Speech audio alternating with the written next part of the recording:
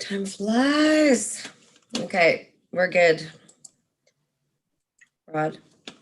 Okay, well, let's call the meeting to order, and thank you all for being here on Monday morning. So I guess our first is approval of our agenda for this morning. We have a recommendation in the agenda for that. Anyone care to move that we approve the agenda? I will. Okay, Vaughn Vaughn, will. yeah, and second, Allison. Allison. Okay, and in favor, you can raise your hand in your window or say aye. Anyone need any additions to the agenda at this point or changes? Oh, we have the on table item is the draft budget. It's a document to support item number 7.1. Right.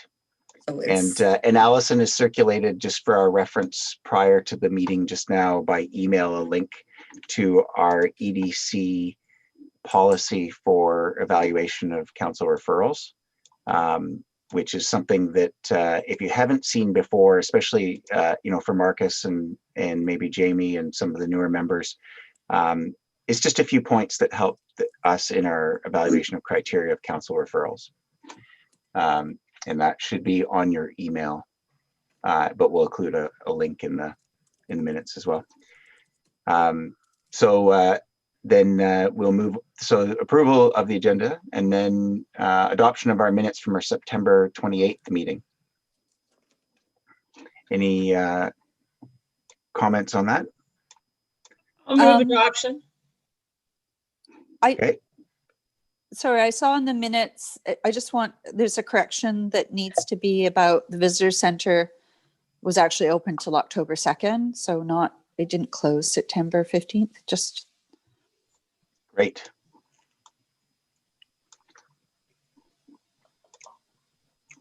Any other additions or omissions from the minutes of September 28th? Okay, a seconder. Me. Okay, Vaughn, and all in favor? Aye. Aye. Okay, great. So we have, we don't have any public comments this morning, I don't believe. Don't have anyone on with us.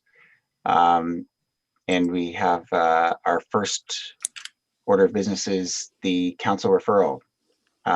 Now, have people had an opportunity to have a look at their email and see if they have the criteria document? Steph, is Jennifer joining us for that? and just madly texting, emailing, phoning, both of them. So I could just go over it briefly, or in fact, I could share my screen if you want, Steph. Well, Rod, if Steph, doesn't staff usually make a presentation when they referred to it? yeah, and they're both expected. So let's. Yeah, well, while we're waiting for them, I can share this and we can just quickly review it on screen. Well, I think they're going to want to hear what you've got to say or what we've got to say. Yeah, well, we're not commenting on the referral right now. Oh, okay. So if you can see my screen, this is the policy that you circulated this morning, Allison. And so that's to guide the committees for considering applications in terms of economic development for Bowen Island municipality. That's what you wanted us to look at, wasn't it? Do you see that, Allison? But we don't hear it. She was having internet troubles. So. Oh, I'm here. What do you want me to say? Oh, I'm just, you see this is what you circulated this morning. That's correct, right? Yeah. Yeah. So when we consider this referral, which I think we will when staff is here, what it says, you can read it, I guess, yourself.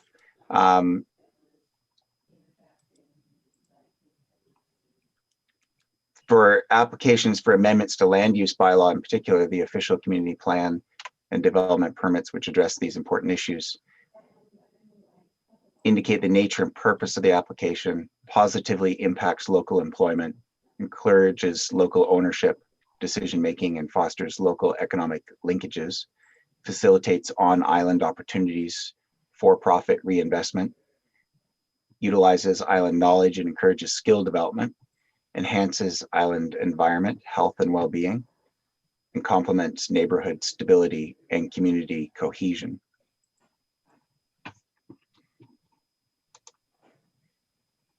It's good stuff.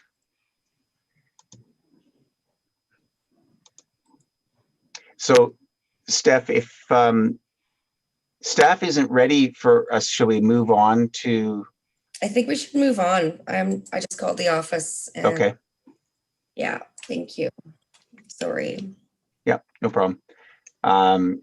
So let's review our action items then. Okay. I've got them in front of me, or do you have them? Do you want to do them? Sure. Okay, number 1, Jody Lawrence, reach out to Rotary Club regarding location of their proposed water bottle filling station. Jody?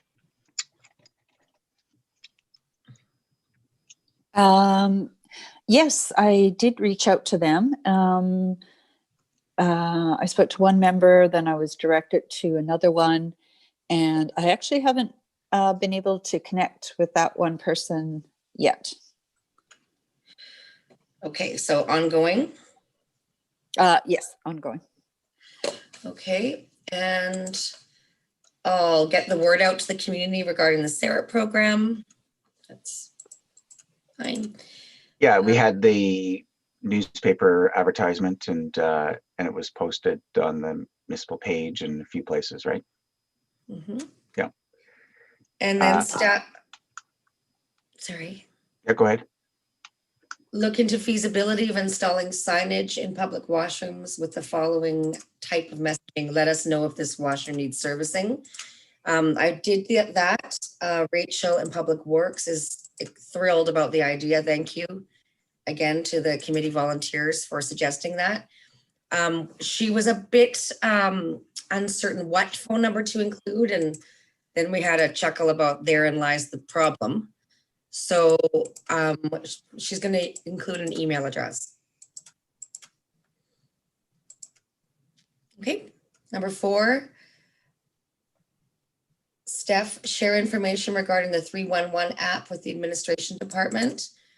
Thank you, Marcus, for that information. I don't feel like they have the bandwidth at this time for that, but they did look into it, and it's sort of on a shelf for now for the 311. Number 5, Allison Maureen. Oh dear, what were we supposed to do? Bring up the 311 app at the strategic planning. That may have been not appropriate. It wasn't the sort of type of meeting that was, we weren't getting into the details at that meeting. Perfect. More Okay. high level. And it sounds like you covered it off anyhow. Yeah. And then discuss with business license inspector the upcoming renewals communications opportunity and find out if there will be a COVID related opportunity for fees relief. I think I've touched with Tess on this quite a few times since the pandemic happened, and her just basic approach is that she hasn't received council direction regarding fees relief, but she's always open to extensions or deferrals. So it's just her communications with licensees is just to keep in touch with her, not to hide, but just to she's happy to defer payments whenever. That makes sense. Did she issue a business license when she defers the payment, or did she get? She will issue the license. And then get installments or something like that. Yeah, exactly. Okay. Great. And I haven't heard anything from the community regarding business licenses or problems with fees. I don't know if anyone else on the committee has. Neither has she really. So I think we need to maybe not worry about it too much. Okay. Yeah. Okay. Thank you. Great. Thanks, Steph. So You said we don't have Wendy with us. And she's not able to be with us. So we could just move into updates as well. It might be better to do that as opposed to getting into a longer budget discussion. So our next update then would be a council update. Do you want to take that, Allison? I'm Oh. just on a phone at the moment. Okay, I don't have my agendas in front of me. Well, you know, if you want a minute, we could skip ahead and talk Yeah. about tourism, staff tourism, and Hearth. That might be more a better use of our time here. So, Steph, do you have a staff update at this point? Yeah, just today's the deadline for the planning, the CED planning RFP. It's today at 4 o'clock. So expect a flurry of activity, and then there'll be a committee put together to review those RFPs. We're looking at maybe a couple more weeks of that timeline. And with regards to the committee, it's my understanding that there'll be inclusion of representatives from this committee on that as well. Yeah, you, Vaughn, Councillor Nicholson, myself, and Liam Edwards will be the committee. And I guess, I don't know if it's appropriate or not, but I'm going to say it is, if there is anyone else on the CDC who feels like they would have something to add to that process, maybe just let us know.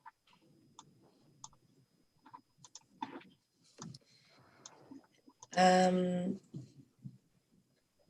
want too large a group. No, I understand that. And ultimately it's not our decision who's on the hiring committee, but I don't want to miss out on anyone's input or voice on it.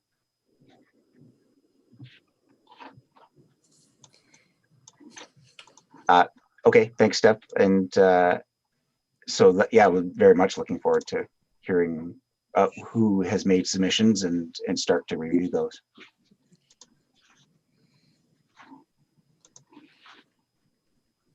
Do we have more from staff report? I don't think so. Okay. Thank you. And Jody, are you able to update us on all your activity?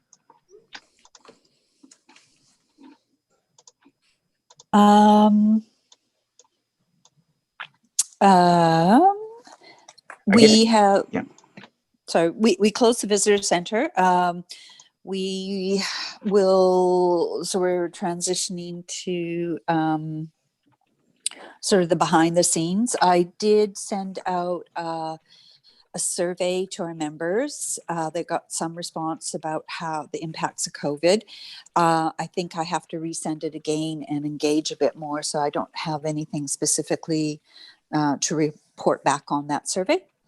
And, but yeah, we just want to get a better handle on how the businesses have been impacted and how we might be able to assist them and report back to, for instance, this committee, and just to get some better information about what's going on. Yeah. Jody, can I just make a comment about that? Mm-hmm.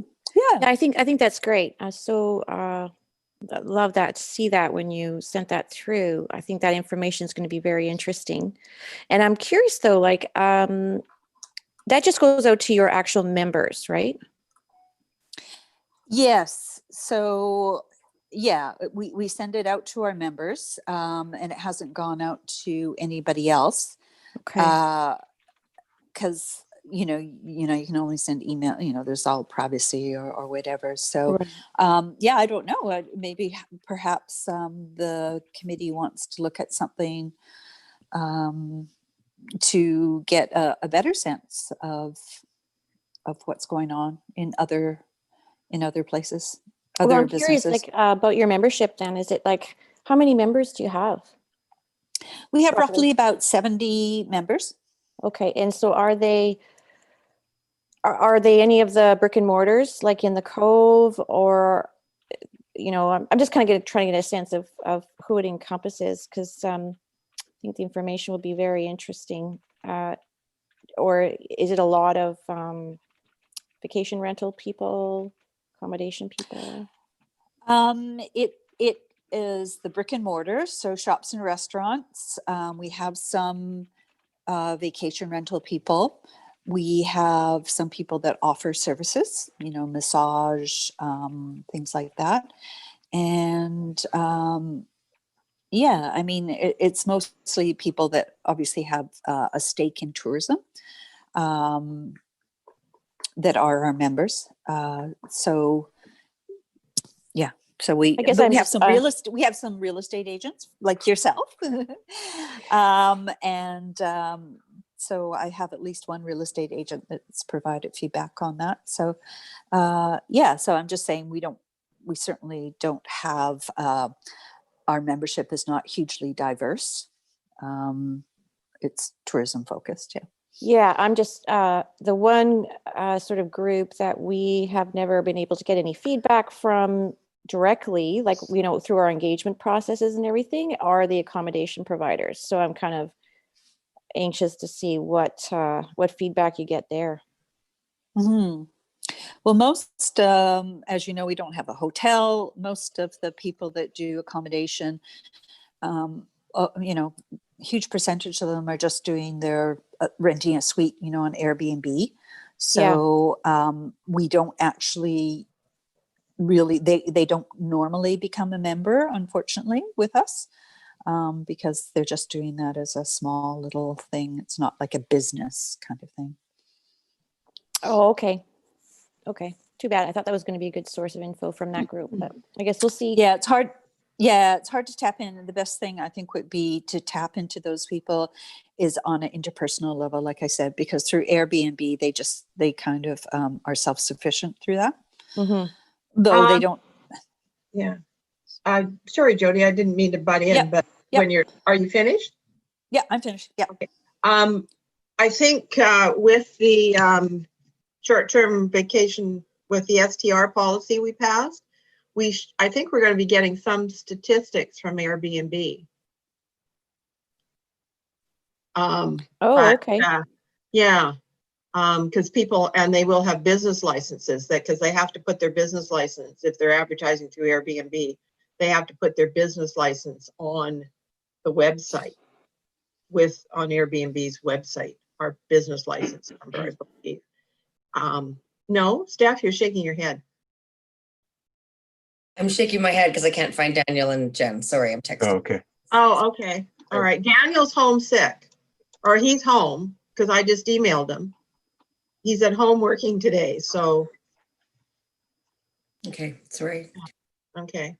So Allison, regarding the STR policy and the statistics from Airbnb, there were quite a few statistics that were sourced out by staff as they researched for that policy, Yeah, weren't there? yeah. So there probably are current statistics, or relatively current statistics, in staff's possession at this point, aren't there? Well, we did all that in the early part of the year, so I would suggest those statistics would be, unless they're live ones, maybe 2018. Right. Yeah. Anyhow, I think we will get some more, and then I see Natasha's got her hand. We will probably through that process get some more statistics. But and the other thing, I think, in the old days, the only way to advertise your bed and breakfast or your short-term rental was through the tourism website or the brochure. And then Airbnb came along, and that sort of, people are doing their advertising more that way. There are some that belong to both, but not a lot. Yeah. Can I just ask a quick question, just to update me, being new on the island? There was a Chamber of Commerce at one time? Yes, I managed it.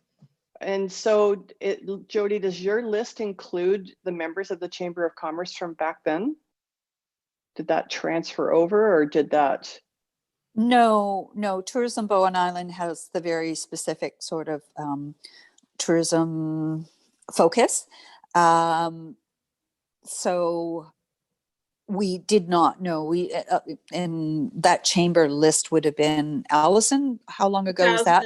I don't know if it was 9 or 10. I mean, the chamber folded into the West Van Chamber quite a while before Tourism Bowen got set up. Well, actually, Okay.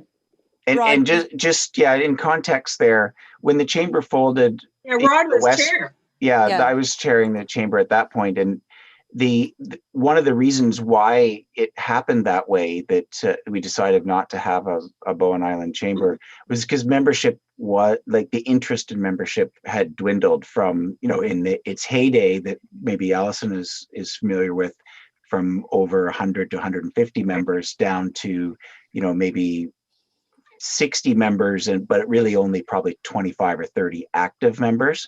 So even at that point, it wasn't a real complete representation of tourism, because tourism was a big focus, of course. But it wasn't, much like what Jody's saying now, is the participation of vacation rental people was low. And how did between the chamber and Bowen Island Tourism, how did businesses get support on the island? Like a chamber would? Well, they had an informal group up at Artisan Square, and there was an informal group down in the Cove, sort of based on your, the Cove merchants would get together at the pub.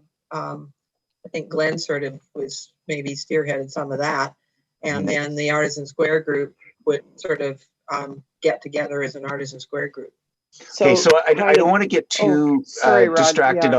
on the chamber or on No, just that aspect. So, and there are a couple other questions. So, Jamie, I'll let you finish, but then Natasha and Maureen has her hand up too. I guess the reason I'm asking is Jody's list. Can it grow?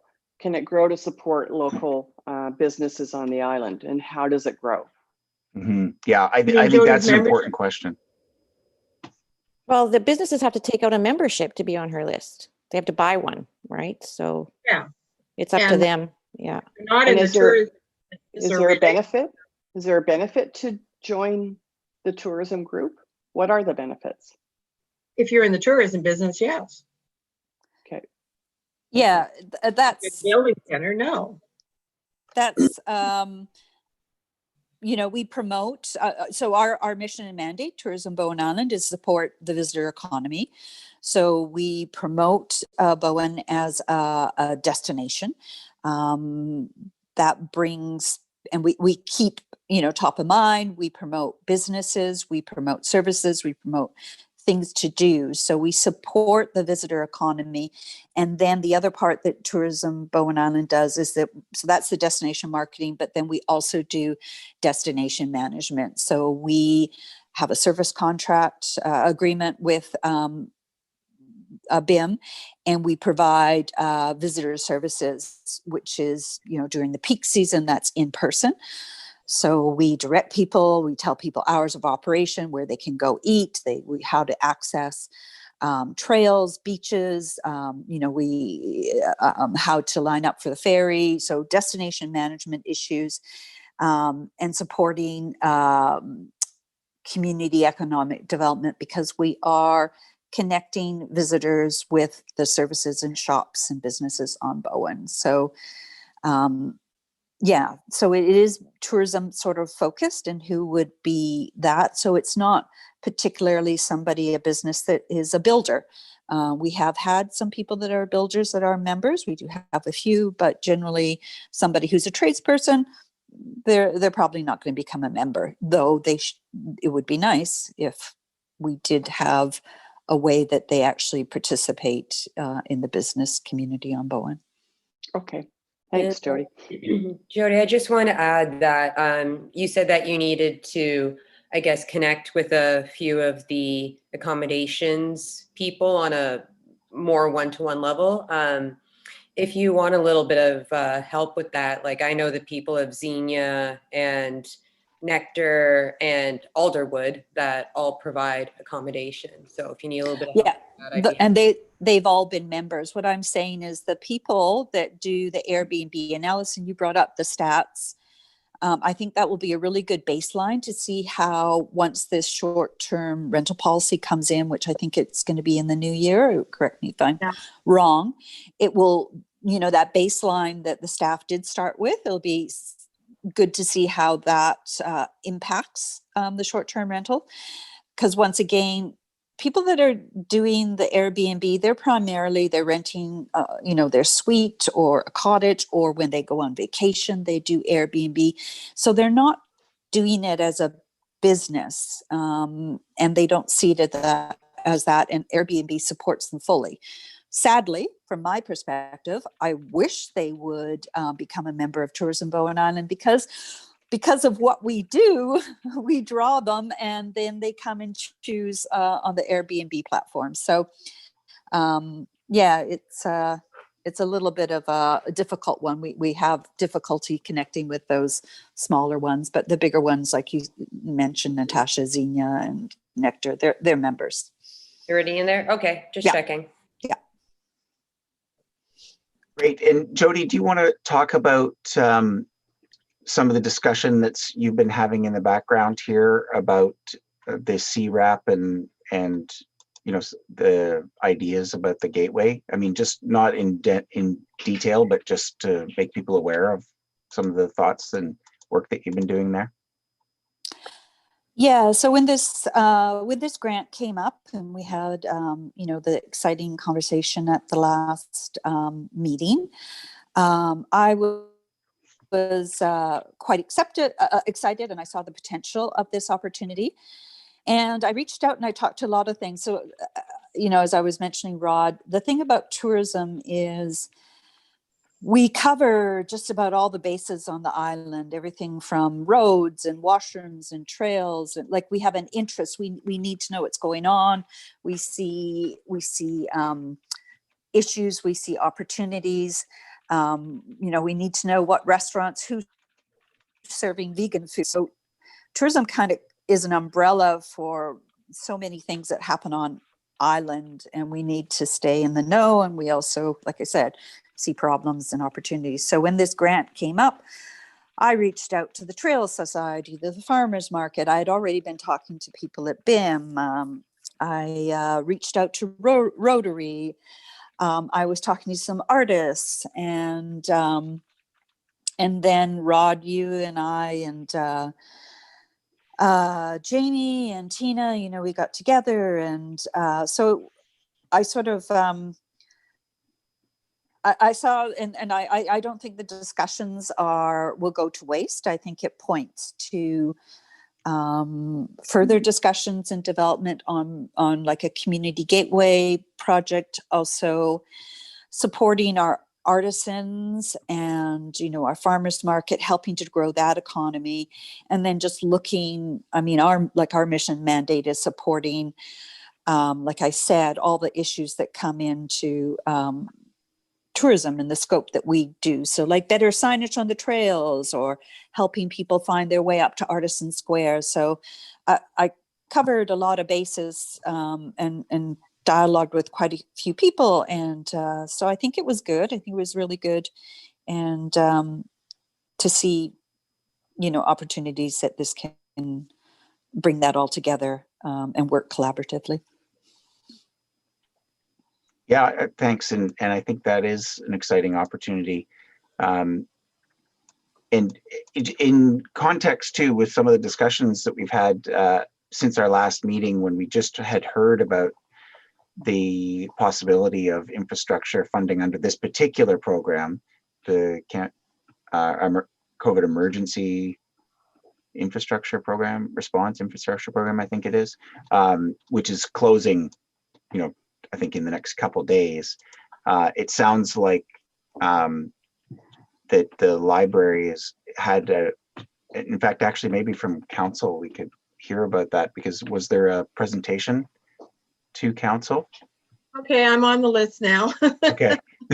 That is coming up on the agenda for tonight's meeting. Oh, it's tonight. Yeah. Yeah, and I don't know, it's not under a delegation, so whether Tina's going to come and present it or what, I'm not sure. So anyhow, it is on tonight's council agenda.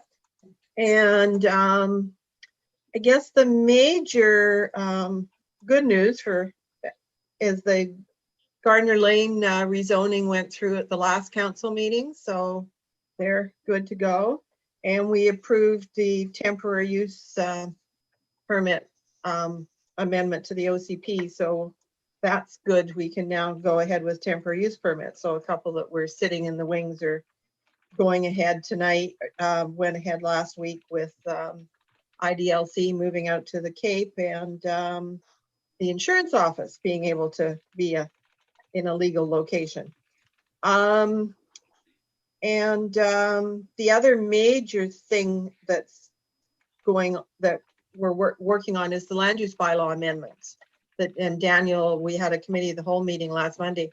And in thinking about this, I guess we might need to, as a committee, have a quick look at any of them that we think might have an impact on economic development, because he's changing definitions for businesses and stuff. So I guess I better bring my to-do list to the forefront.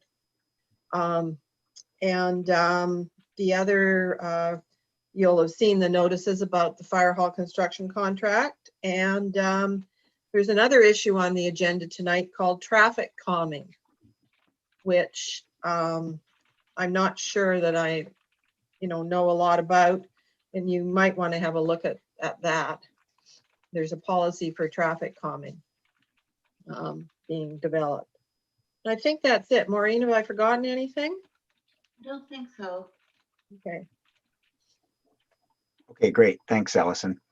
I see we have Daniel with us now, but to finish our updates, Jamie, do you want to give us a quick Hearth update, and then or a Hearth update? It doesn't have to be quick, and then we'll move back to our council referrals. Great. Okay, thanks. Hi, everyone. I just had to make sure my hair was good before I turned my video on. But it's good. Did you see all the art in the background? This is a new artist that's in our gallery right now, Christina Garrique, and it's amazing. You have to all come down and have a look at the show, where it's up for another month, and it's absolutely beautiful. She's from Berlin, and it's very different art for Bowen Island. There's no landscapes. So a little update on what's going on here at the Hearth. We are open for business, and we had a great opening on Friday night or Saturday night for the artist opening, and we had a lot of people, and it was really great. Steph, you were there, you saw it, and yeah, we had the I just party say out. that was amazing. It was like, Yeah. It was like a Pied Piper. They have the lights, beautiful ambiance outside, beautiful music. I was waiting and no makeup on, waiting for him to pick up my son. I just was drawn in. It was incredible. Yay, yay. Well, that was the point of drawing people in off the street. We had a DJ outside and lots of lights and food, and the bar was open. So a lot of people, if they didn't know about the opening, came over and checked it out. So it was really a fun night. I think we're starting to create a monthly art opening party outside. If any of you have fire pits or gas, those little dome gas things, and you'd like to donate them to the Hearth, we would be happy to take them off your hands so we can have outdoor warmth. It was a bit chilly. Anyway, so we are between the library and the Hearth going to apply for the destination development stream of the CERC grant. Well, unless it doesn't go through with council tonight, but we're hoping that it's successful. The plan is to finish off phase 2 of the Cove Commons landscaping. And it doesn't just include landscaping, it includes a covered stage, so that we have performance space out in front of the Hearth. And that performance stage would be for all arts, not just performing, but theater and literary, and the library will be using it. We'll have some more seating in that area. and we'll finish off all the landscaping that hasn't been completed yet. So that's pretty exciting, and we hope that we're successful with that grant. Other than that, we're just busy doing our thing, getting ready for our December art market, which we've kind of taken the Christmas craft show that sadly has been postponed this year, and we're making it into a month-long Christmas craft show here at the Hearth. So we're hoping to support some of our local artisans, giving them space here to sell their art. And there'll be 2 Saturdays where the show will extend out into the patio, and we'll have a DJ, and we'll have some excitement outside. So we're hoping to sort of give our local artists a little bit of an opportunity to sell their wares for Christmas. It's our first kick at this, so it's probably not going to be perfect, but we're going to do our best to accommodate everybody. I think that's about it that's going on around here. That's exciting. That's great. Yeah. The life is expanding in the Cove. Maureen, you have a comment? Question for Jamie. Will you and Tina be coming to council tonight?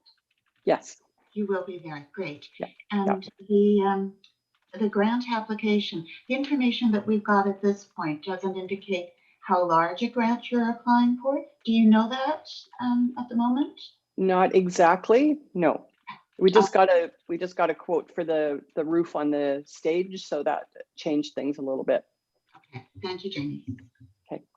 Can I, Jamie, are you doing a second application as well? No, just that one, Jody. Oh, okay. In what regards were you thinking that we were?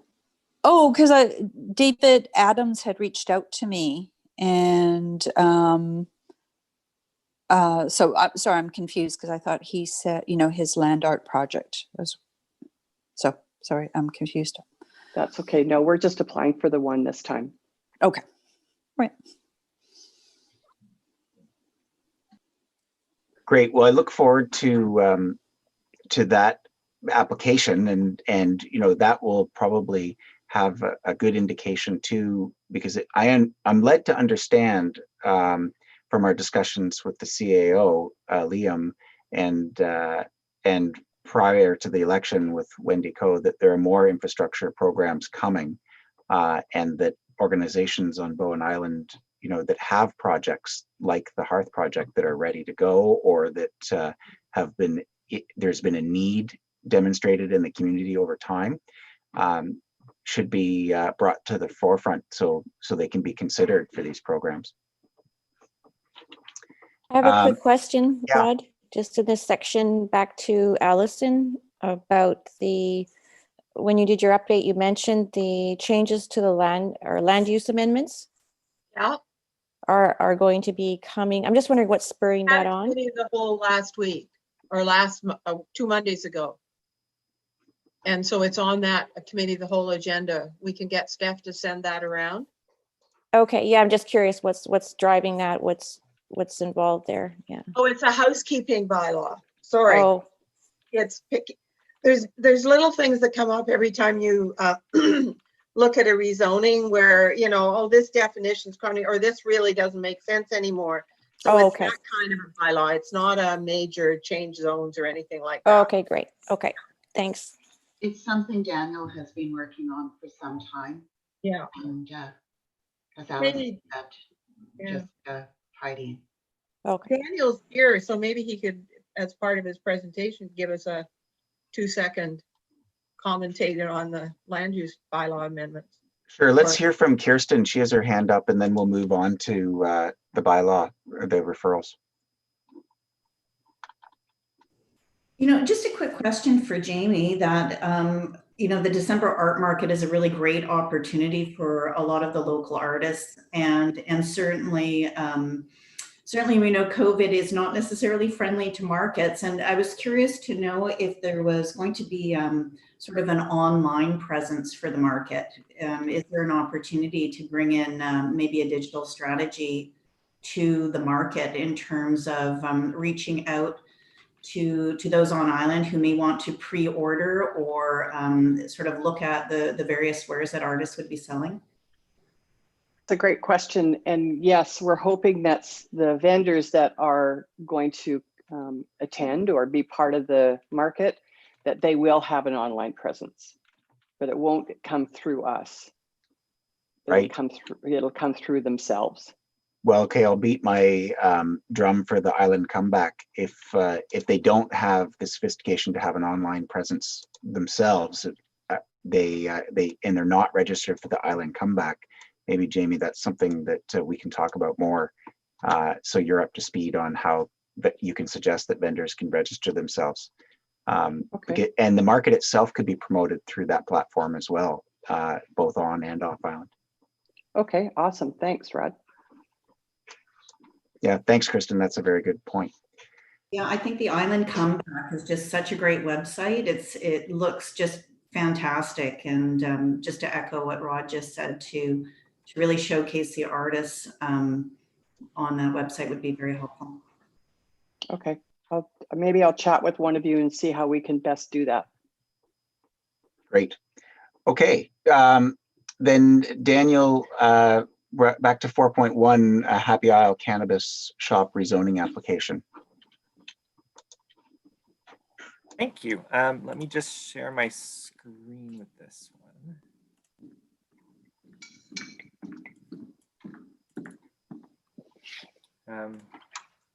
Okay, does that work? Can you see my screen?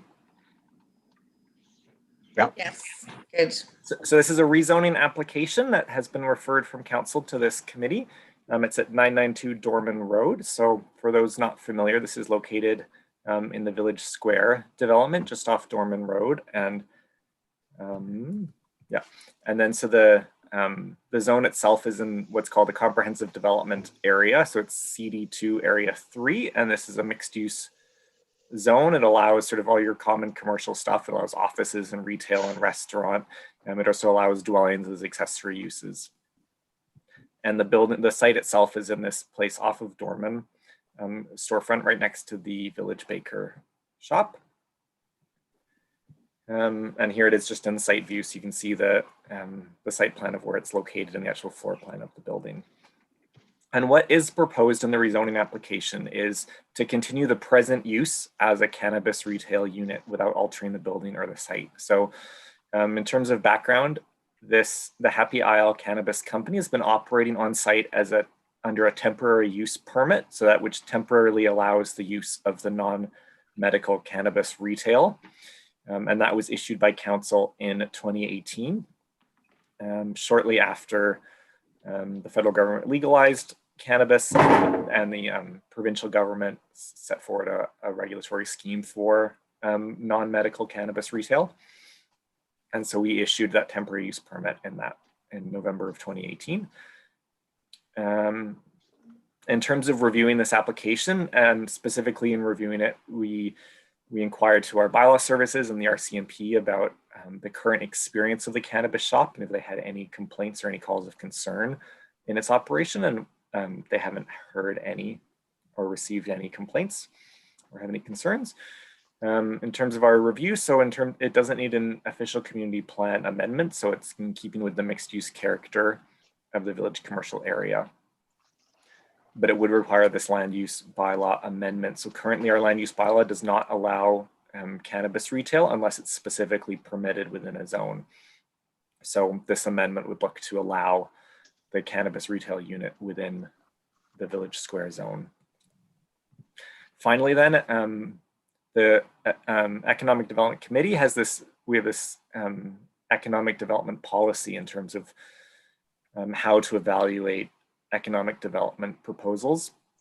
So it has 7 points within the policy that the application clearly indicate the nature and purpose of the application, that it would positively impact local employment, encourage local ownership, facilitate on-island opportunities, utilize island knowledge and encourage skill development, enhance the island's environment, health and well-being, and complements neighborhood stability and community cohesion. So that's one factor and one way of evaluating this proposal. And that's what I have for the background of it. So I'm going to end my sharing and then open it up for any questions from the committee. I have a quick question for you. Was that OCP written before cannabis became legal? The OCP was written, yes, so 2010. Our land use bylaw then has a clause that Right. specifically prohibits it that we put in place after the legalization of cannabis. But before the province had put forward how they were going to regulate cannabis. Okay. Have there been, there was an RCMP review. How about, have there been public complaints or issues at all that we should know about? No, we've had no, Okay. yeah, no comment on this permit.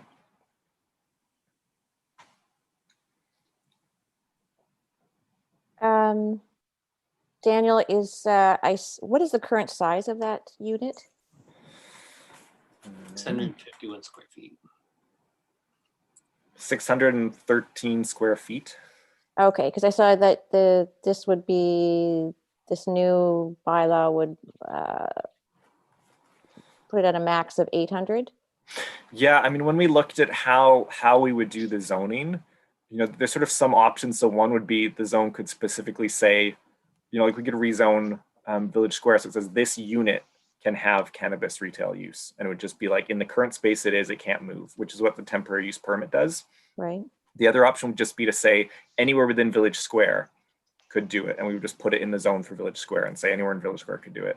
And so what we did is we said, we sort of went sort of in the middle and said, okay, there can be one unit within Village Square can have cannabis retail, and it can be a maximum size. We made it bigger than the current space, so it could move within Village Square, but it couldn't, like, there couldn't be multiple and couldn't take over Village Square. Yeah, that's what I was wondering, because I thought, if it, let's say, it turns out to be a really successful business and they want to expand a bit, right? It's likely they would go into maybe try and take over maybe the adjacent unit, right? For instance, and then Yeah. wouldn't be allowed because it's going to be bigger than 800 square feet, right? Yeah, like how we've drafted the zone, it would allow some expansion, but it wouldn't allow like a doubling. In So they'd have to size. just find another unit that was bigger. Yeah. So I'm just curious if they've had any, what their thoughts, the applicant's thoughts were about that square footage limit. We ran it by them as sort of like that was the approach we were going to take. I mean, I think they really just want to see it, them permitted to continue. Right. As a key goal. We brought this to our advisory planning commission last week, I think, maybe 2 weeks ago. And what their feedback was is that the municipalities shouldn't be treating it differently than other retail uses. And they'd rather see us just strike down the prohibition and just say anywhere we allow retail use, cannabis use is included within that. So like some municipalities would separate out, say like liquor stores and say, we allow retail, but we specifically allow retail or liquor stores, and we don't allow liquor stores everywhere and just in some places. And in Bowen, we just say it's a retail use, and anywhere it says retail, you could have a liquor store. So the APC says, well, it should be the same with cannabis, knowing that with cannabis currently, if you want to open a cannabis store, you have to get license from the province, and part of that licensing is that the application is referred to the local government, who has to sign off on the application anyways. So if we allowed it everywhere that we allowed retail, each store would still have to apply to the municipality for permission before opening. Okay, well, so my only comment is that I think that putting that particular square footage limit on it might just create more paperwork, more, do you know what I mean? That, oh, gee, now they want to go 900, they want that unit, it's 900 square feet, it's in the same area. Oh, now we have to go right back, not only approve it, but, change the bylaw again, right? Yeah. So that would be just my one thought, that if it's going really well and everybody's in favor of it, that even a slight change, anything, 2 feet over 800, it's going to create a whole lot of work for the municipality again. Yeah. And it'll probably be likely approved, but then you have to go through the process again, which I don't know. I would just say, consider that maybe that's too restrictive and you can avoid a whole bunch more process. Yeah, I know. And I think that's great feedback to have, like, in terms of how we, regulate this use. It's sort of a newer use. There's a big spectrum, right, in terms of like very controlling to very open, and it's sort of a policy decision council has to make. But I think feedback from the committees is helpful in that regard as they try to weigh the pros and cons. Daniel, are there special wording around the liquor store there as well, or no? No, so like on Bowen, we don't separate out like liquor store as a use separate from just retail. So we would say, you know, it's like you're selling wine bottles, or you're selling perfume, or you're selling shoes or whatever. We would say it's all just retail use. So is that why the advisory planning committee is sort of, I think that would feed their comments. If we're not separating out liquor stores, why would we separate out cannabis and create additional regulation? Yeah, that was exactly their feedback. Yeah, I would add that it's it seems anti-competitive to allow just one as well, and for the same thoughts as square footage. And I can understand protecting the character of area, but you're only allowing it in one zone and one unit, which means there's a monopoly, and it's a regulated monopoly. Daniel? Yes, Alice. How many zones outside of Snug Cove and Artisan Square do we allow retail in? And maybe down in Cowan Point? I mean, we're not going to have them pop up in neighborhoods, I guess is what I'm. Right. No, I think that's it. Like, I think of, you know, Village Cove, Snug Cove, sort of Artisan Square, are lot 1, and then I think Cowan Point, and that's basically the retail. And if somebody in the agricultural zone wanted to grow it, could they then have the retail markets to sell it? No.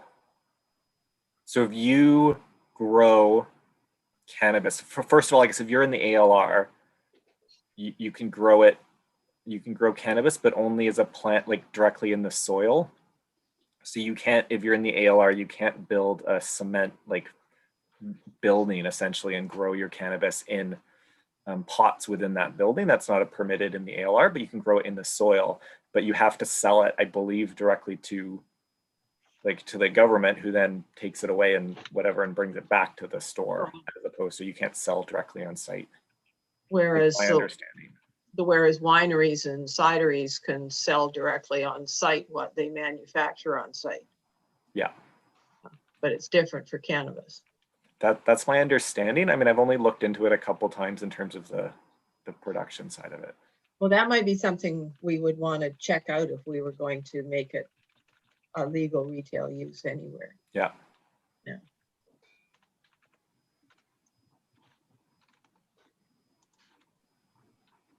I guess if someone else wants, so I wasn't going to participate. So if someone wanted to open another cannabis store, they would have to apply for a new temporary use permit. It's basically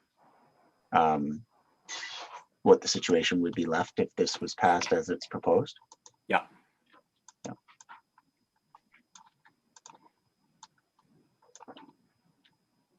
Did the APC say anything about square footage? I mean, the APC comment was that they support the rezoning application, and then I forget their exact wording, but essentially that we should just include cannabis within the retail use definition. So not ban it, but just include it as a retail use. So anywhere we allow retail use, you should be allowed to have a that would solve the square footage issue. Yeah.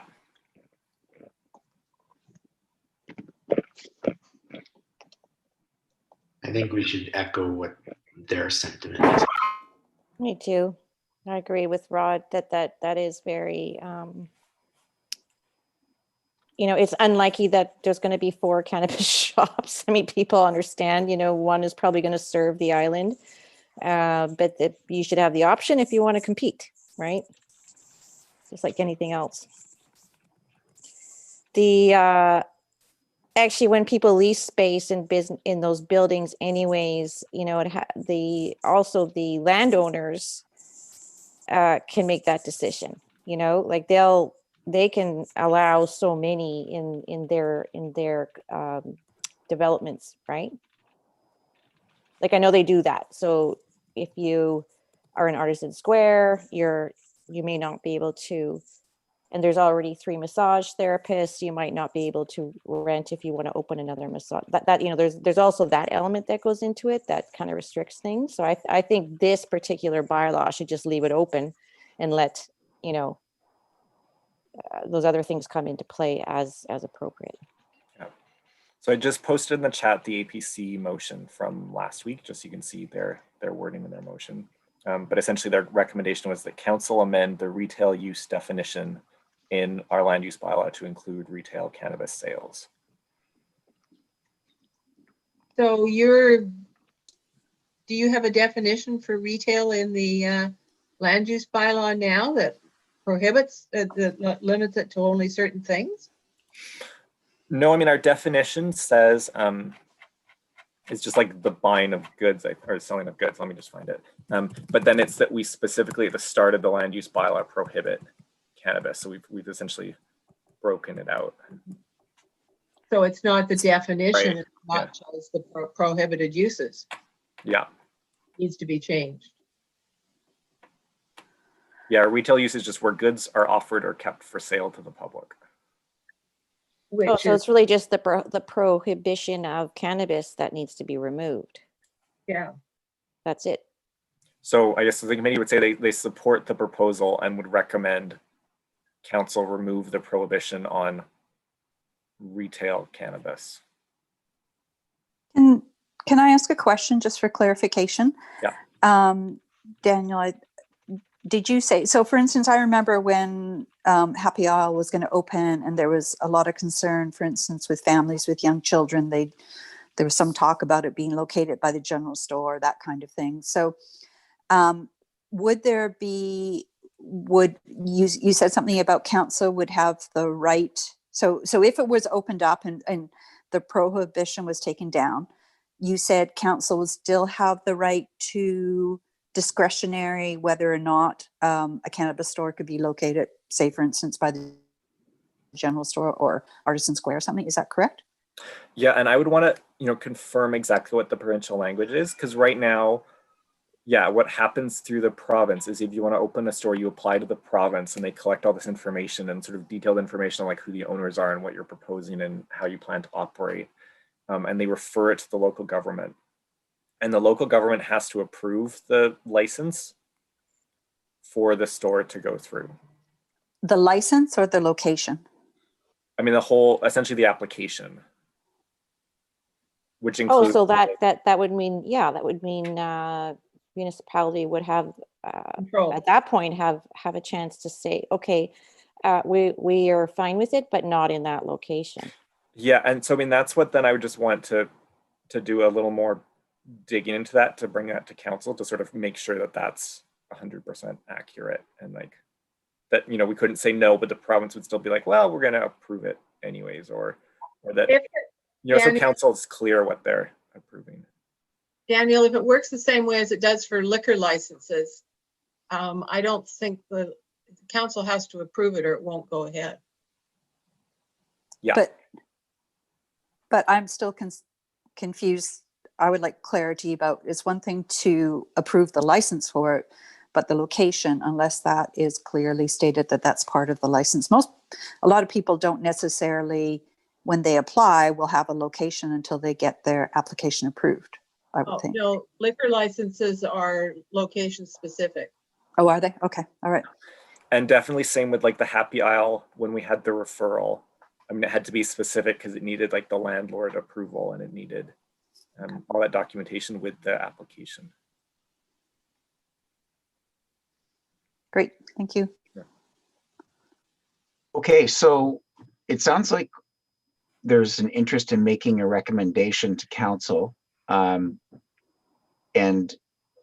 if I'm correct, we're considering supporting the advisory planning committee's recommendation, which Daniel shared in the chat, that council amend the retail use definition in the Bowen Island Municipal Land Use Bylaw 2002 to include retail cannabis sales. You're wanting the first part of the resolution too, though, Rod, that we're supporting the rezoning. Yes, yeah.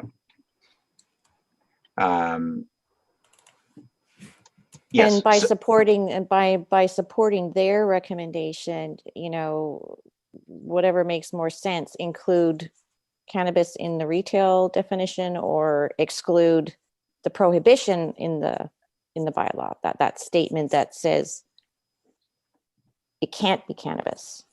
Yeah, Yeah. amend. Yeah, I And don't. think we I need to threw up an change- edited version. You did? Okay. Let's have a look at that. So, Look at the second one that's all together, not the broken up one. Is this to further support economic competitiveness?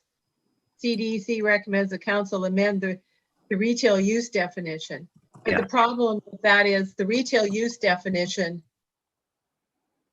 it's not a definition, it's the prohibition of cannabis as a retail use. right. Yeah.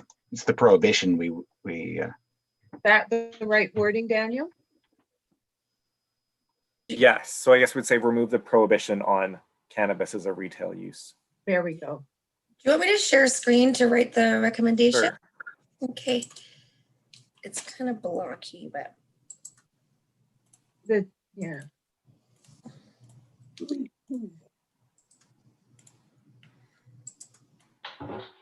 can you see this? If I get rid of the chat, I can. Okay. So, sorry, I missed that last little bit, but I just noticed that there was square footage and monopoly. I don't know if you guys want that in there. I think, Steph, that just the comment would be like at something like with the following recommendation that council remove the prohibition on retail cannabis use. Oh, sorry.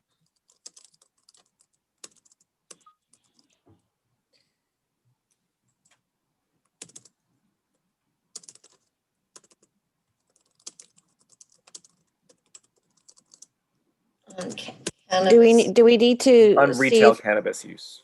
sorry, do we need to retail see, cannabis.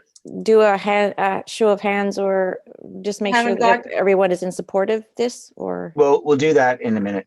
Let's just Okay. draft a resolution here. Could you specify the land use bylaw prohibition? Yeah, you better put in.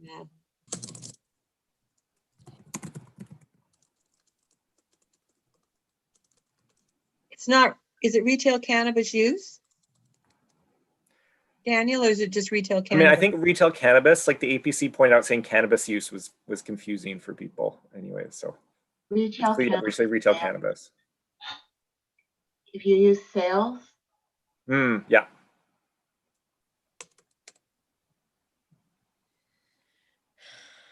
So,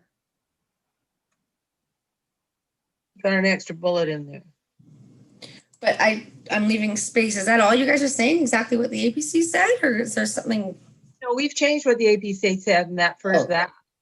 Okay. So you want to Like get, better, it's more. And I don't think you need those 2 points. No, the oh, What did you do?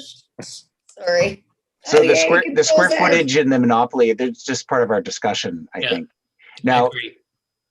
so the square footage, though, am I understanding correctly that if they removed prohibition of retail cannabis, then by virtue of that, there would be no square footage limitation? Or is it still? We would, I mean, as staff, we would, like, if that was the direction council wanted to go, say just allow it when there's a retail use. We wouldn't be then restricting, the square footage piece. But if council didn't want to go with that first bullet, then we might still want to put in a comment about restricting the square footage. Right. Or council might want to go that, accept the first bullet and still put a square footage limit in. So I think that second comment about Okay. restricting the square footage is probably relevant. Okay, and do we want to provide rationale in the recommendation? So just that the square footage limitation does not, I mean, you almost have to analyze within the zone, the available square footages and make sure that you're not precluding them moving to a different unit. Yeah, which again gets us back to Steph's conversation with me with their, what we put in the minutes. Because all of Vaughn's points about this limiting the square footage were quite relevant, but they're more whereases than resolution wording. Well, can we just say like in order to promote or Flexibility. in order to ensure flexibility? Yeah. Yeah. An alternative would be that no limitation on square footage be specified. Hmm. I like that better. Yeah. I think that's clear. Yes.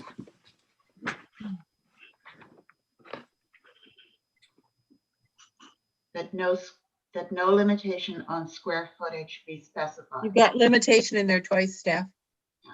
The second one we move, yeah. And I would lose the in order to. Yes. Oh, okay. Maureen and I can speak to the rationale if Okay. that's raised. Okay. Okay, I think so. So is that, Daniel, did we capture the right language in your view there? Yeah, that seems clear to me. Yeah. Okay. The point about competitiveness and not creating situations where someone has a monopoly. I mean, that kind of feedback is actually the kind of feedback that a community economic development committee might give. Mm-hmm. Whereas the other 2 points here are feedback that could come out of an advisory planning commission. I think it's actually important to First say. bullet's the one that relates to monopoly and competitiveness. I'm sorry, Allison, I couldn't hear that. The first bullet is the one that relates to monopoly and competitiveness. So that maybe we add the council removes a prohibition on retail cannabis sales, which encourages competitiveness and removes monopoly. I wouldn't put it in there. I think that where are we going to put it? Is fine, but I think it's something standalone, and maybe it's not even a recommendation. Maybe it's just a comment. Yeah, that's why I flipped the wording of the resolution around the other way, because as an economic development committee, our recommendation is to promote competitiveness, and because council will then make that policy decision, it would then force you to accept the rezoning application of Happy Isle. So the way this reads, it's saying accept the rezoning, then because where I like it the other way, saying, hey, economic competitiveness will be created by doing X, Y, and Z. And because of that, you should then accept the rezoning application. Okay, so Steph's going to put a whereas in there, which I think maybe says that.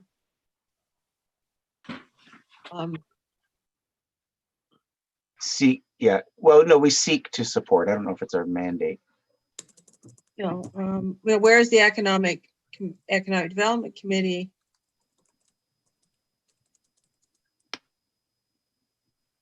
Well, maybe can you just say supports competitiveness? But competitiveness? Do you need seeks to support? Yeah.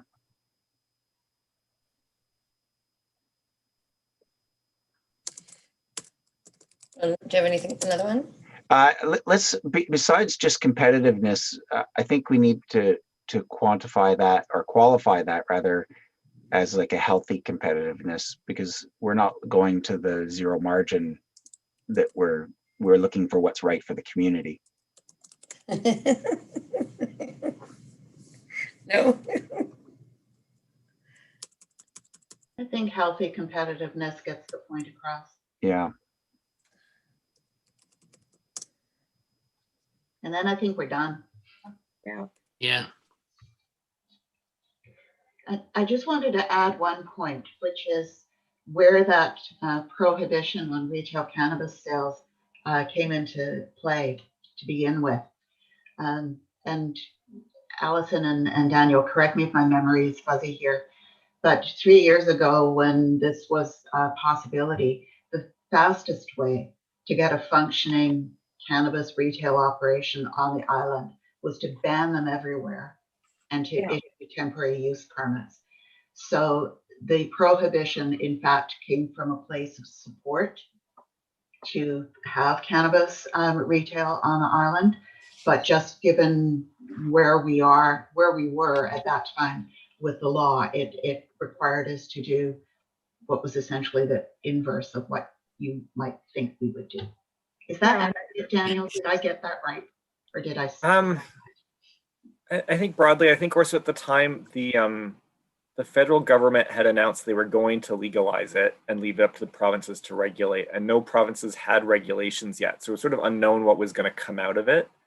So many municipalities took the step of banning it everywhere unless specifically permitted until they knew what the province was going to do. Temporary use permits let you give it a try. Yeah. And it was a very untested area. We had no idea, but we knew we wanted to be ready when the province came along with their regulations. So that's why we did it. Yeah. Let's make the motion then, or the resolution. So I'll move that we accept the resolution as drafted, or the recommendation. Here we go again. So whereas the committee supports healthy competitiveness, resolved, the committee support rezoning application, with the following recommendations. Remove the prohibition on retail cannabis sales, and that no limitation on square footage be specified. Rod's moved it. Who's seconding it? Natasha, yeah. And all in favor, you can raise your hand or say aye. Okay, Aye. is there anyone opposed to the motion? No, none are opposed. Okay, then it's passed unanimously. So Okay, I just want to take a stay on moment. for the budget discussion, or are you gonna go do your real job? Let's just quickly, we have another referral, correct? No. It's a budget No, discussion. okay, it's the budget discussion. I just need to make sure we don't have any other motions we need to pass, because we're going to lose Vaughn and Jamie. Just Are the we gonna budget one. lose quorum? I don't think we're going to lose quorum, are we? No. Need 7. So 1, 3, 4, 5. Yeah, we won't lose quorum. Okay, that's fine. So the budget document was not sent to the entire committee, was it? I just sent it to you, Steph. Okay. Can you screen share it, Steph? Yes. Well, I copied Rod and Maureen because we had been discussing it. So Sorry, let me just get it. Yeah, so we didn't realize that the budget submissions needed to be made right away. And so Maureen and Vaughn and I met to review our spending to date and last year's budget to try to flesh out some things we have more to discuss here today. Daniel staying on the line because we're in your budget box, Daniel.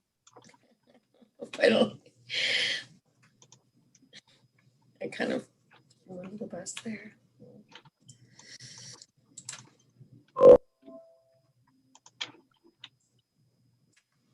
Okay.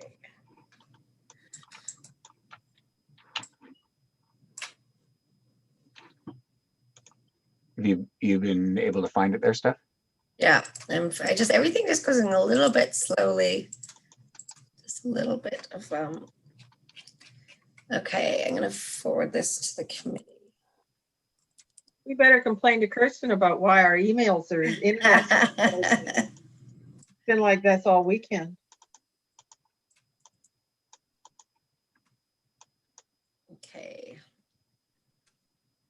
Sorry, you were having issues with your email? No, our internet's been slow. I mean, I've been getting, we had a Zoom call yesterday, and one of my other neighbors kept getting this, your internet is, what's the word? I just, not stable. And we're both on Shaw. Well, hopefully it worked itself out. Yeah, it's hard to know whether that's internal within your home and your own wireless and so on, or whether it's coming in unless you test the speed and so on. Well, I'm hardwired. I mean, I've got the cable running in because I've got the You blue. do, eh? Yeah. The only wireless is within the house. That little, whether it's. Unplug your Shaw device and plug it back in. That's my first. Yeah. I tend to do the same thing, just unplug your router. Not right now, though. Not right now. No. Do it later. Oh, come on. Can you guys see this? Yep. You could enlarge it if you Okay. don't mind. Oh, yeah, please.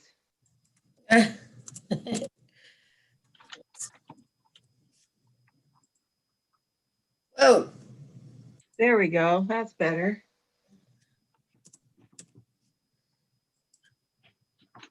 okay. Oh, you had it better before. Well, this fits on the screen though. Okay. Can you see the whole thing? Mm-hmm. So I included in the email that I just sent around what has been spent. Not a lot. For 2020. Yeah. But are these the classifications we had in the 2020 budget? Similar. So if we had a normal year, why wouldn't we want to do this? I don't know if Rod and Vaughn and Maureen want to speak to, for example, this virtual summit where we get the $1,500 from. Where we Sure. get it from? Yeah, what that would be going to. Well, let's start. Sure. Let's Please for go the ahead. sake of everyone, let's just start by our ask for the 2020 budget was, I think, 19,500. And we received an allocation of around 12,800, I think were the two numbers. Mhm. And then the third number is what we've spent to date, which of course has changed fairly dramatically because our business summit was canceled due to COVID and some of the other expenses were canceled as well. So in reviewing what we put the numbers for, we appreciated the fact that the budget had been reduced already from our ask in 2020. And we looked at the different areas where we thought would be the areas we would need or want to spend in 2021, with a caveat that we're still very much in an uncertain time here in COVID. So that's the overall picture of our budget document right now. We started by identifying some of the points that were essentially fixed expenditures from prior years. The basic guide to arts and culture, we wanted to continue with that commitment. BC Buy Local, we have contributed over the years now. The BC EDA membership, which has been really valuable as far as COVID related information. The Rural Islands Partnership commitment, we wanted to continue on with that. And with the other items, correct me if I'm wrong here, but with the other items, there was some discussion about what was likely to be reasonable given COVID and given the reduced amount that we have received from the municipality in the past. Can I just make one comment I'm noticing here? that under the third item, business engagement events, there's an asterisk and then a note in the notes column. I copied that. I was using an earlier version and I left that in, but I did not intend to. I don't know what that means. Yeah. So you want the line item to remain, but not the note? Yeah. Yeah, so take the asterisk out too, yeah. Thanks. Is that enough for the business engagement events if you went back to real life, real time, having coffee and muffins and stuff like that? Well, the one thing that we need to consider is that in the past we've had a budget of 5,000 for the annual summit, which had a large component of business engagement in it, of course, and then the other business engagement events that we had complemented that and focused on sector specific engagements for the coffee and muffins and so on that you're talking about. So we have dramatically reduced the annual business summit because we've considered that it probably wouldn't be happening as a face-to-face. Yeah.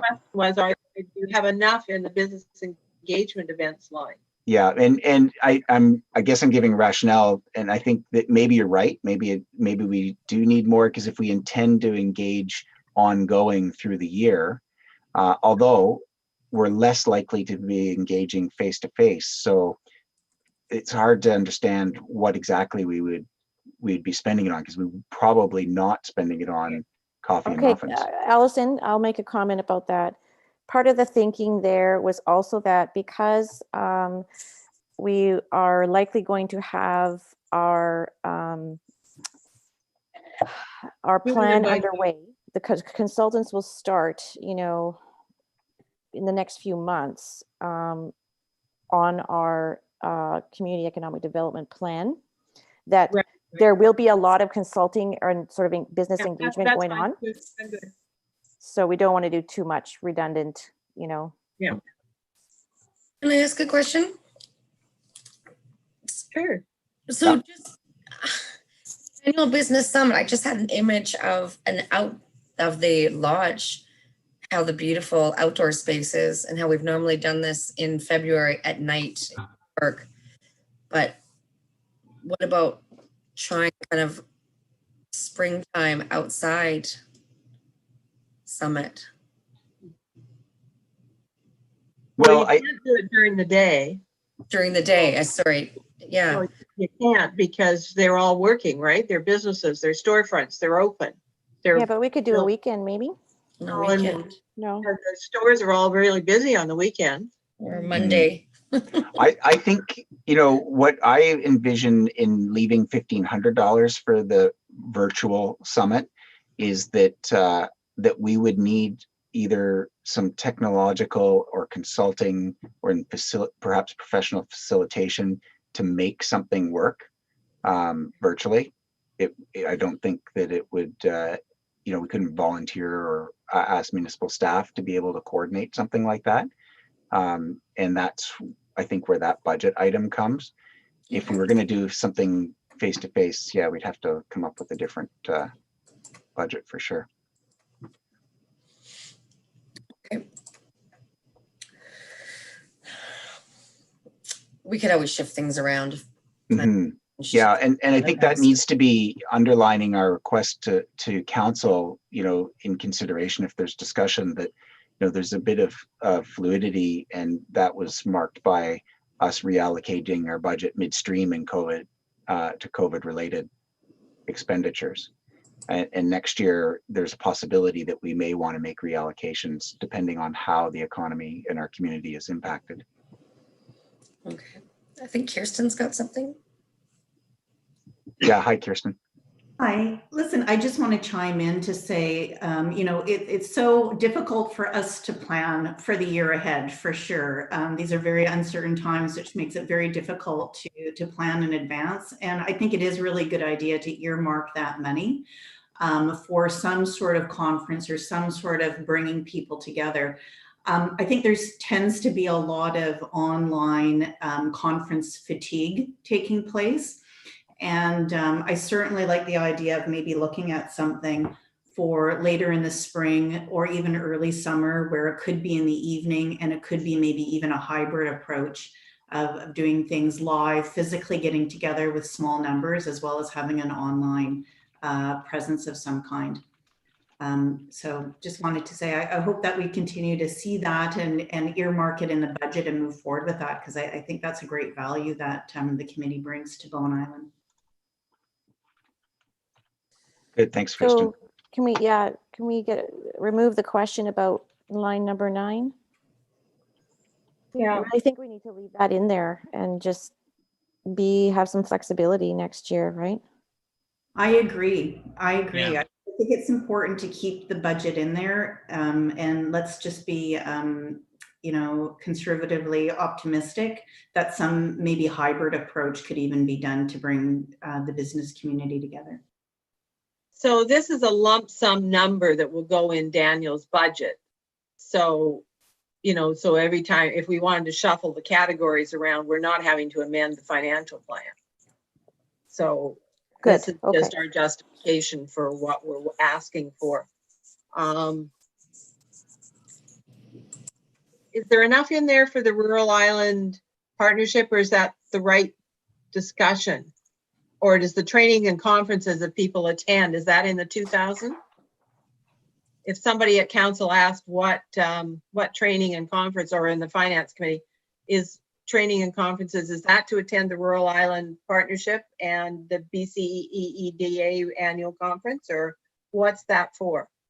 That's what it's been used for in the past. And I think on one occasion, if I'm remembering correctly, to enable a committee member to attend a community economic development conference that wasn't BCEDA. Yep. Okay.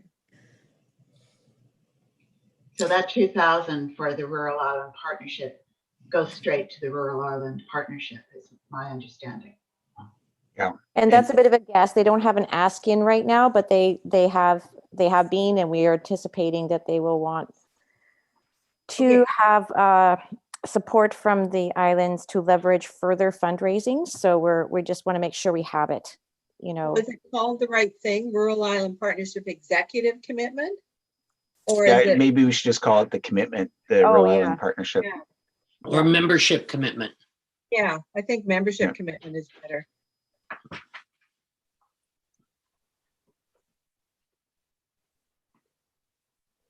And then we Or should we just call it support? Because there's going to be a membership fee, which is smaller, but then there's also the ask for support for development of specific programs. And support? Sure. Get rid of the word commitment. Strong, as we are members, therefore we need to. Yeah, membership and support. Get rid of, I think commitment is unnecessary.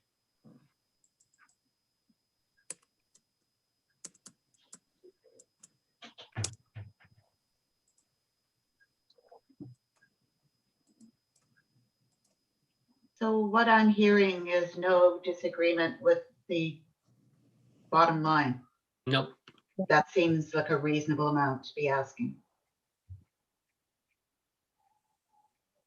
I guess the other question that the finance committee might ask is the $4,000. We can still implement parts of the economic development plan even though we won't have adopted it till we get to the end of the year. The allocation of those funds gives us the flexibility to be able to do so. There may be some things that come out of the plan development that are absolute no-brainers, and there's consensus that we should start doing that now. Yeah. Okay, no, we don't have the budget in front of us anymore, Steph, but I can put it back, 16925. Maureen, is there any issue about the fact that we have underspent? I know in some budget discussions, if you consistently underspend your budget, when it comes time to do a budget, people say, well, you just gonna cut it to what you were, or not cut it, but necessarily match it to what you've spent in the past? I don't think there's an issue as far as this year is concerned, because obviously this year has been extraordinary. But Okay. we have, as a committee, consistently underspent Yes, we have. everything that we've been allocated. Since I can remember, for like 5 years. Yeah. Yeah, The so- other side of the coin is from a funding side of the picture, like how much tax dollars we haven't spent our last year's budget, so there's a possibility of, rather than taxing again for a new budget, of carrying forward the unspent amount. Yeah. I And really think hope we need- could stick Yeah. close to this amount, though. These are very real figures that we feel are going to be very much needed next year. And I think,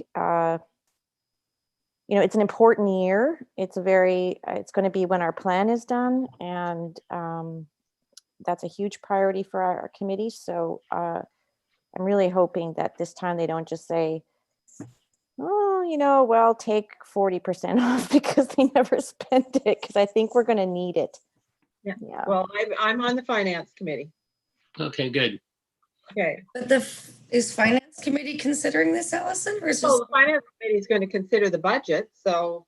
but they're not going to have this detail? I mean, will they question? Well, Steph, you and I can get into that discussion later. Yeah. Okay, Okay, so- sorry, all. I have to sign off. Can Okay, we, no, can no, we you just, gotta vote, you gotta vote, you gotta vote. Oh, okay, hurry. Yeah. Why don't you move that we accept the Moving it. budget as draft? Okay. And Here's- who do we have second? Seconded it, Rod. Wayne, Maureen. Okay. And all in favor? Aye. Aye. Aye. Aye. Okay. Is there anyone opposed? Okay. Then Excellent. thank you very much. Okay. Thank Thanks, Vaughn. And Okay. we'll see you later.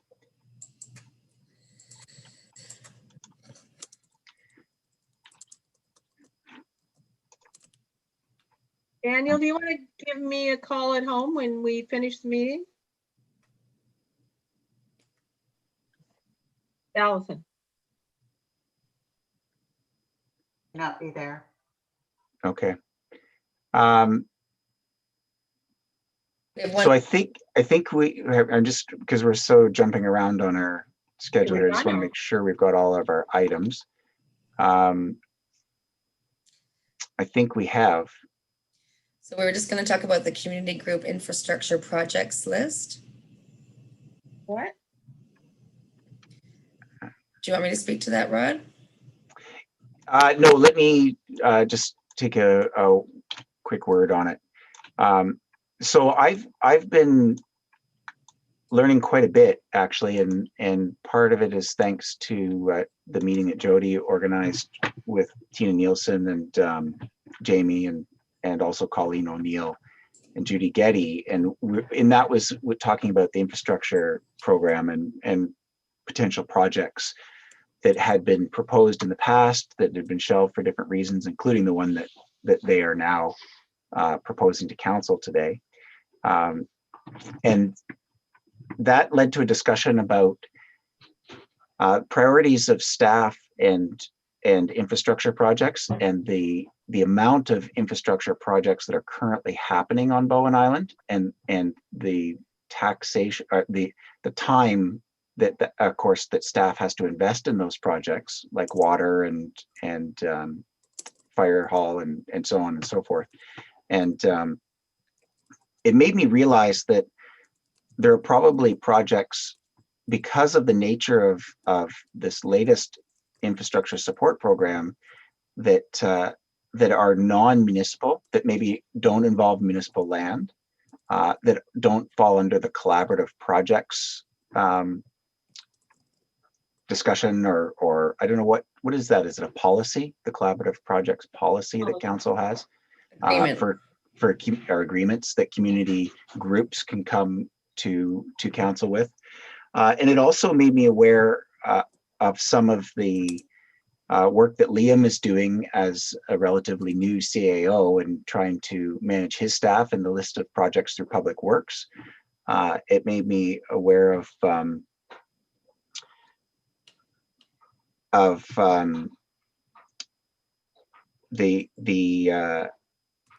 well, I guess that's the picture. And so what I'm asking now is it in the area of the Economic Development Art Committee to perhaps facilitate a missing piece, and that is community projects that people have envisioned through not-for-profits like the Rotary or even non-registered groups, and bringing that into the picture so that staff at the municipality have an idea about what it is that community members are desiring or thinking about in an informal way. So there's not applications for projects, but rather just a collection, a place where people can go and start to understand where their ideas and projects that are community oriented fit in to our overall picture of what's happening, both with the municipality and otherwise. So it's just a general idea at this point. There's nothing specific, but that's, and you've called it Community Groups Infrastructure Projects List.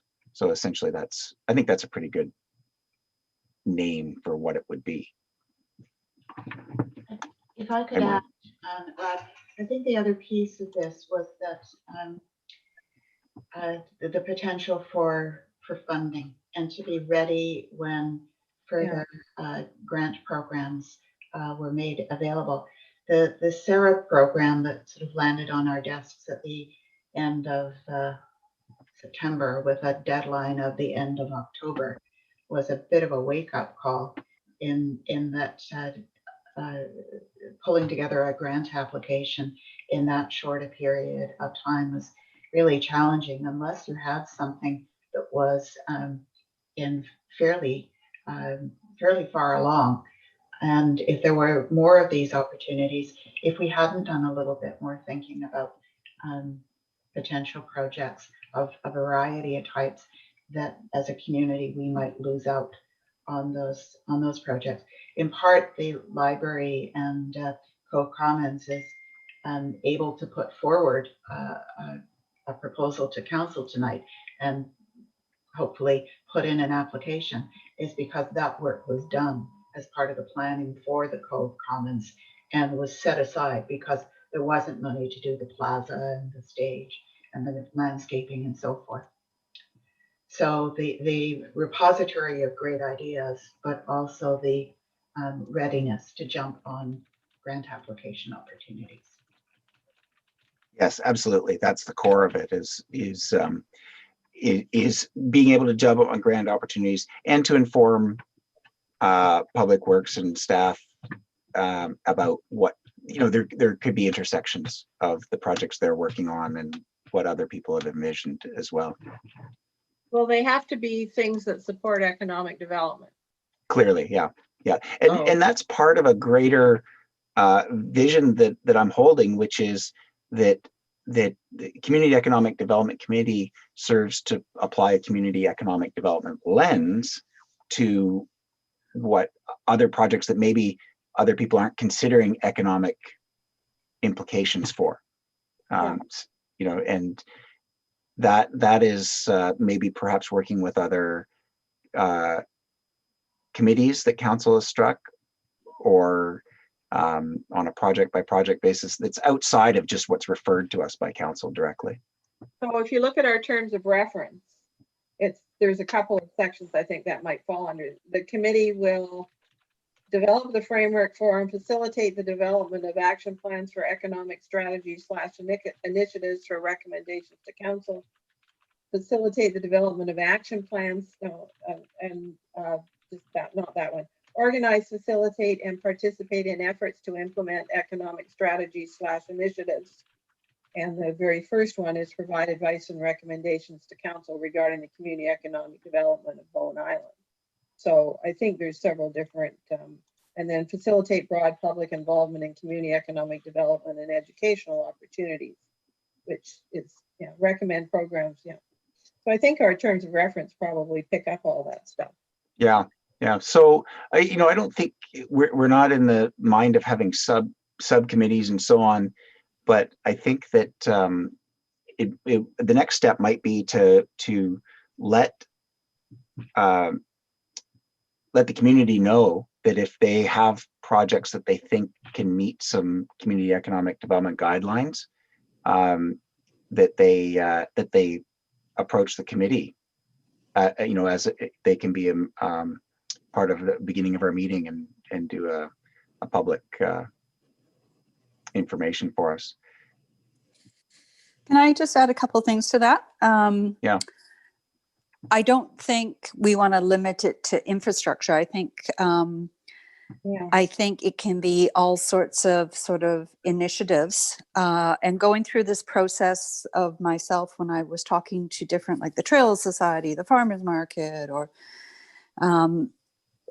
people often are very focused on just what they're doing, and they don't necessarily see the bigger picture. And that's where, from my tourism perspective, we have to kind of have our fingers on the pulse of all sorts of different things and aspects of what's going on Bowen.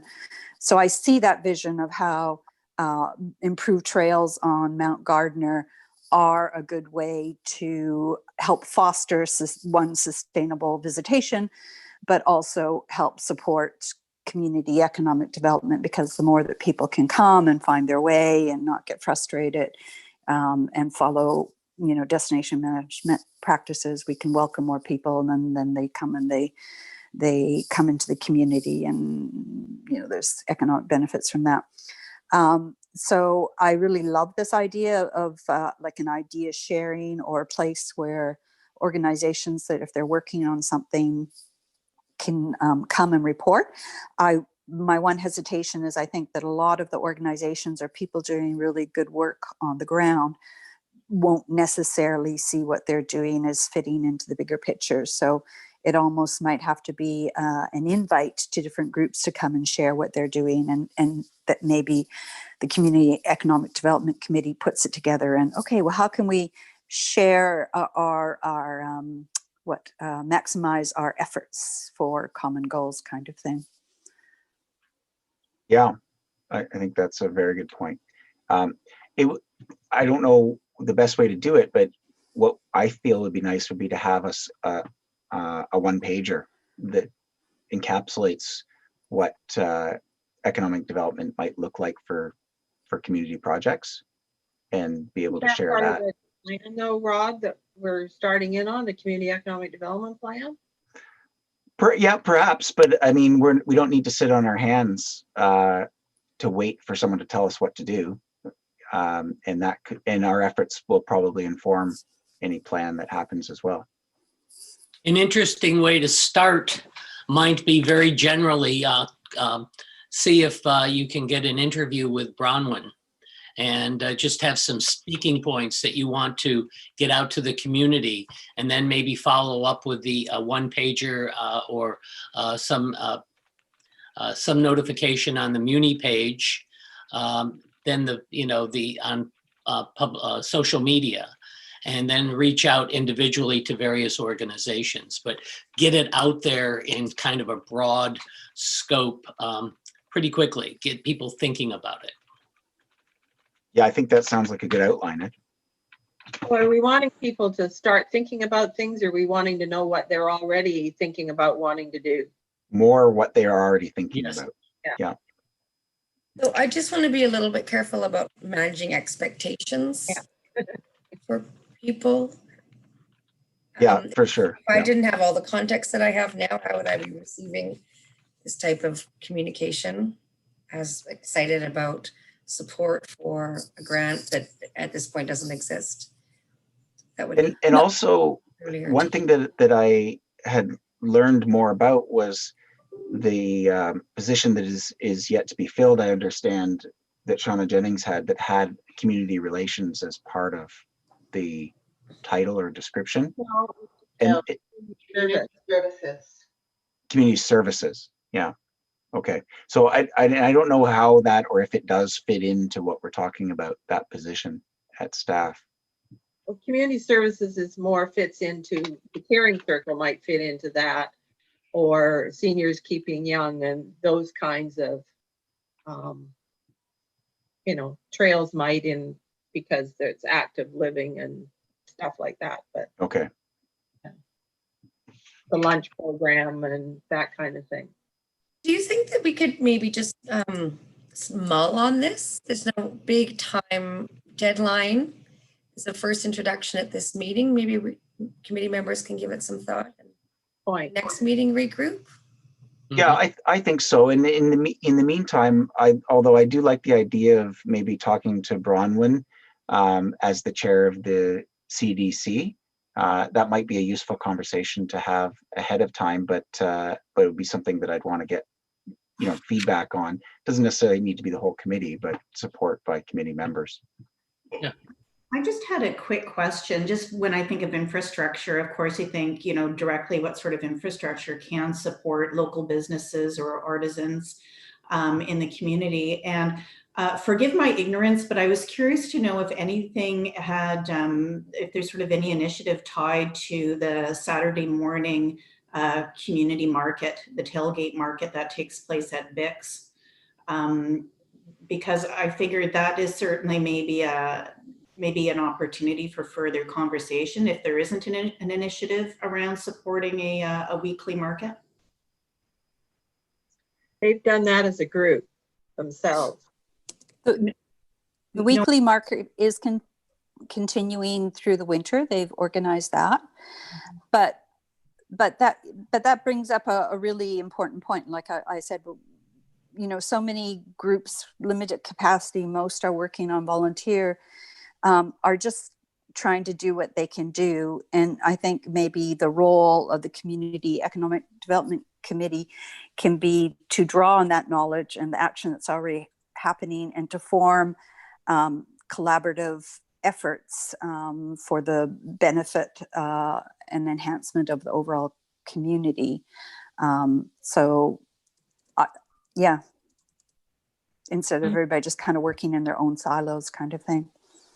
Yeah, I mean, it's a great grassroots initiative, I have to say, and just in terms of tourists coming over and both residents wanting to tap into a local food supply and local baking, and in my experience, that is a group that jumps out for me that probably would benefit from infrastructure in terms of a little bit more support that way. Anyways. Yeah, and I think what's important to recognize, I'll just jump in, is that what we understand right now really clearly from our first discussions of the infrastructure program is that the municipality is taxed, and so that it's unlikely that community groups will be able to move forward with infrastructure projects that would need municipal land in any kind of timely way. That having been said, I mean, it's always possible, and those processes need to be continually worked on. So the low-hanging fruit in this list or in this idea would be projects that wouldn't necessarily need rezoning or community lands, and that would be led by not-for-profits or community groups outside of the municipality, but that might need municipal support or recommendations to make those projects go forward. That's the immediate takeaway we had from this round of funding. But that having been said, I'm led to believe that there's up to 7 more infrastructure programs to be announced. And since it looks like the NDP will continue, I'm guessing that all of those projects will move forward, or programs will move forward. And okay, Jody, sorry. Yeah.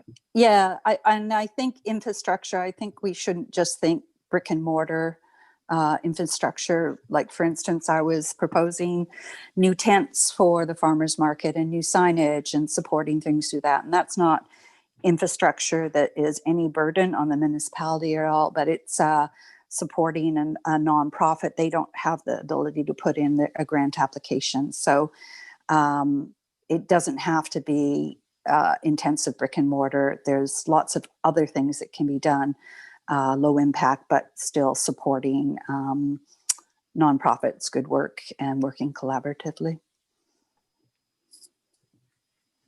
Great. Okay. Well, I think you're right, Steph. It's a discussion that needs to be carried on, and we should probably wrap up our meeting. Yeah. Do you want to make a resolution? Do we need one? I'd like one. Okay. Just so I think we're kind of just to stay in line with each other. Can you see it? That the Yeah. CDC support the principles of creating, maintaining, and communicating features of a community groups infrastructure projects list and agree to build on this idea in future meetings.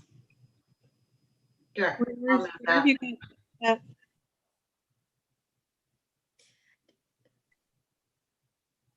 What'd you say, Allison? I'm having trouble reading it. I'm I've gonna, got all my pictures in the way. For some reason, I've got it's just sitting over top of the minutes.